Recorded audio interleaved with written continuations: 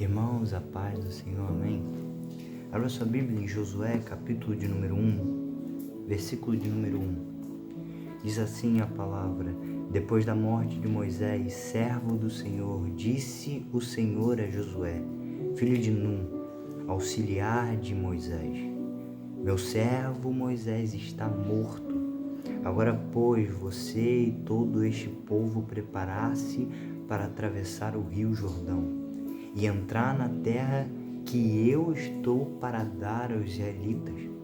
Como prometi a Moisés, todos o lugar onde puser os pés, eu darei a vocês. Seu território se estenderá do deserto ao Líbano e do grande rio, o Eufrates, toda a terra dos hetitas até o mar grande, no oeste. Ninguém conseguirá resistir a você todos os dias da sua vida. Assim como estive com Moisés, estarei contigo, nunca o deixarei, nunca o abandonarei. Seja forte e corajoso, porque você conduzirá este povo para herdar a terra que prometi sobre juramento aos seus antepassados. Somente seja forte e muito corajoso. Tenha o cuidado de obedecer a toda a lei que o meu servo Moisés lhe ordenou. Não se desvie dela nem para a direita nem para a esquerda, para que você seja bem-sucedido por onde quer que andar. Essa palavra, se eu for colocar um título, uma mensagem, algo para deixar como um título, né?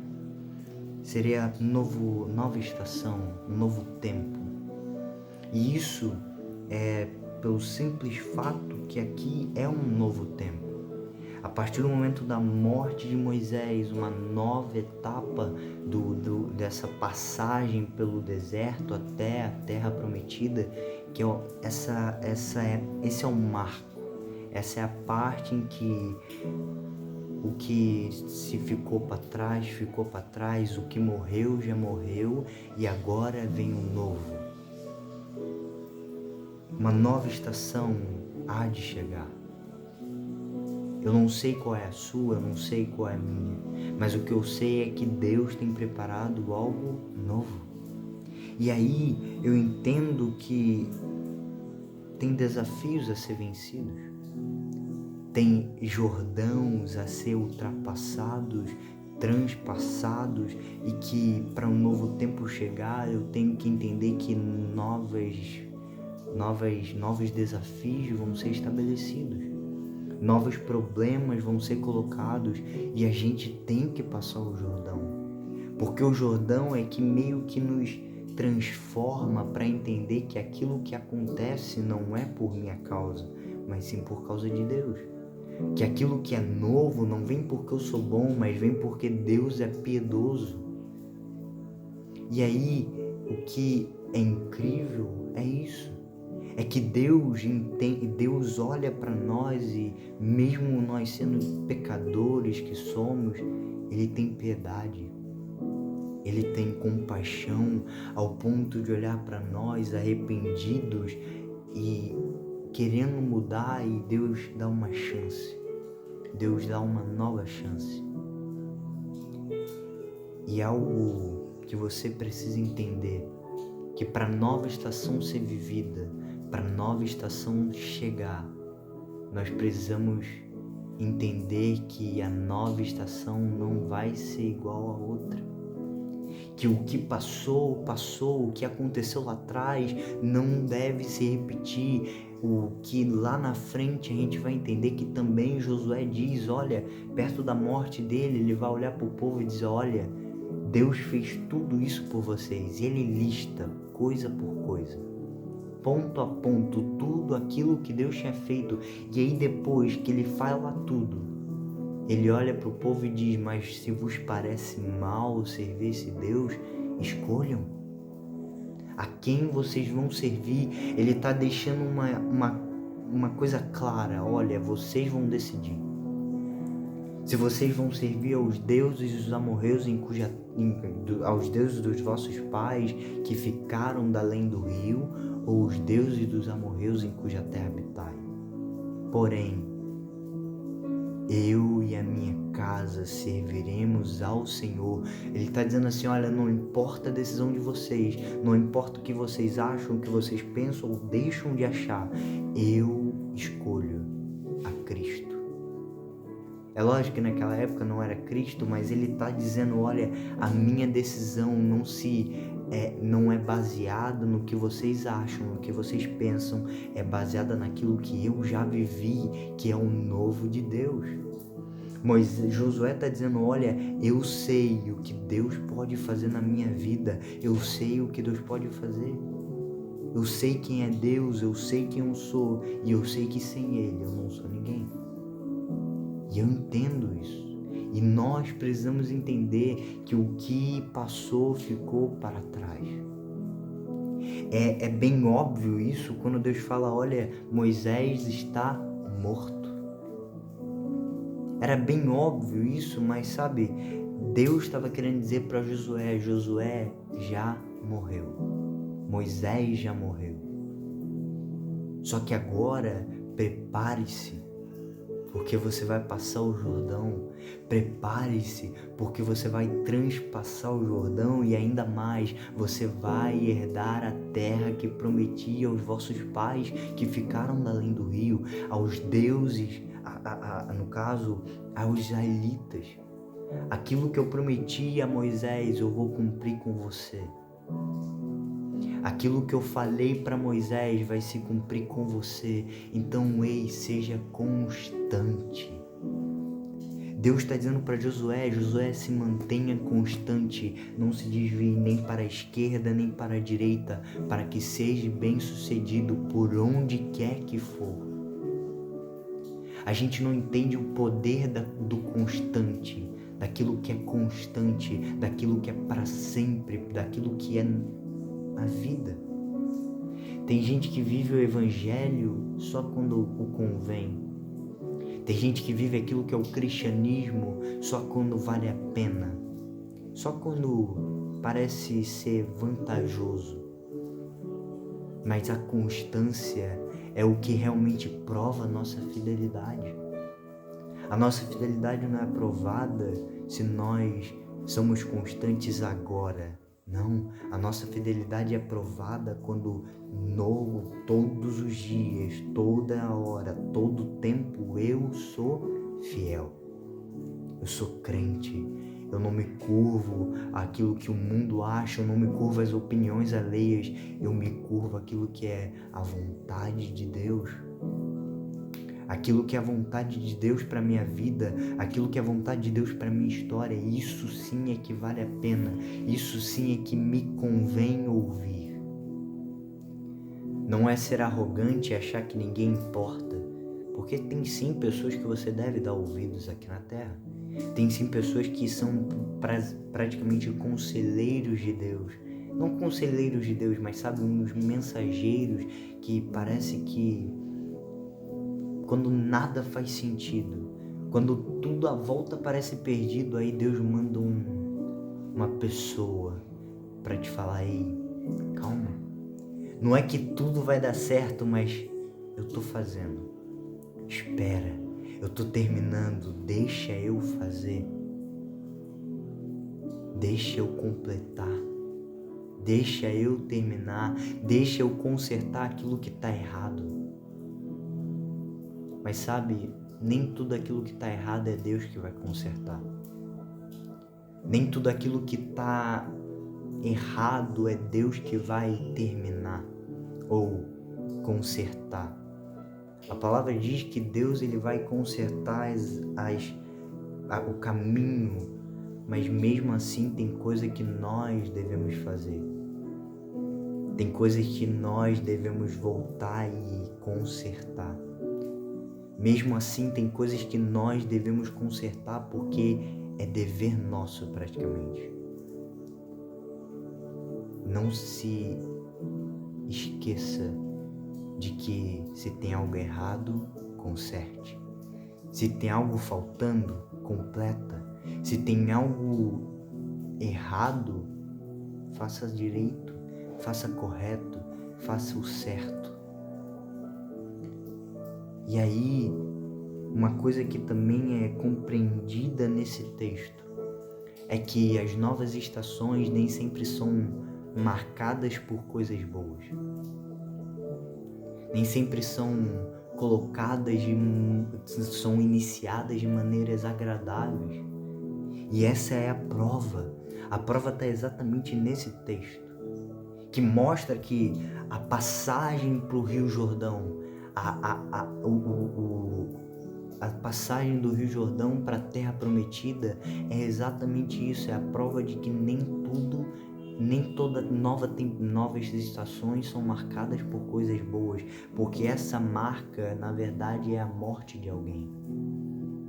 A marca dessa nova estação para esse povo é a morte de alguém. É a ida de um homem de Deus. É a ida de de alguém que era tão especial. Tanto para o povo, mas principalmente para Josué. E é por isso que Deus repete muitas das vezes, olha, seja forte e corajoso, sabe por quê? Ele está dizendo, ei, a morte de Moisés não pode ser em vão. A morte de Moisés não pode ser apenas mais uma em dados, em estatísticas.